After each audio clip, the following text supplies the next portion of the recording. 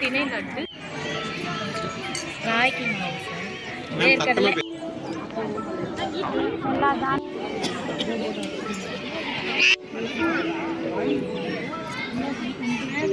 கம்பை வந்து நல்லா சுத்தமாக க்ளீன் பண்ணி எடுத்து வறுத்துட்டு அதை மிக்சியில் உடைச்சி வேக வச்சுட்டு வெஜிடபிள்ஸ்லாம் கட் பண்ணி முருங்கைக்கு தனியாக பொரிச்சு போட்டோம் சார். வெஜிடபிள் வந்து கேரட், பீன்ஸு, பச்சை மிளகா, ஆனியன் இதெல்லாம் வந்து வறுத்துட்டு அதில் இது பண்ணி அதை ஊற்றி தேங்காய் பால் கொஞ்சம் ஊற்றி இது பண்ணி வச்சுட்டு கம்பை பிடிக்கிறது. இது வந்து நவதானிய முருங்கைக்கீரை கூட வந்து நவதானியங்கள் எல்லாமே முழு தோலோட போட்டு அதை ஊற வச்சு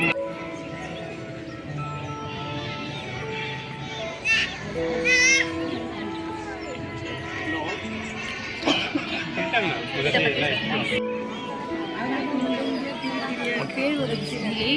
இதுக்கு தேவையான பொருள் என்னென்ன: கேழ்வரகு மாவு 1 கப்பு, வேர்க்கடலை 1/2 கப்பு, வெல்லம் 1/2 கப்பு, ஏலக்காய் வாசனைக்கு 2 தேவைந்தான் எடுத்துக்கலாம். அப்புறம் நெய் வந்து சும்மா அதை உருண்டை பிடிக்கிறதுக்காக